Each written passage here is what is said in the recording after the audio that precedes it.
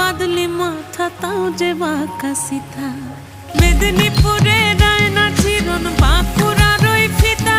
আর যতন করে বাঁধলি মাথা তাও যে বাঁকা সিথা পেছ পাড়িয়া রাজকুমার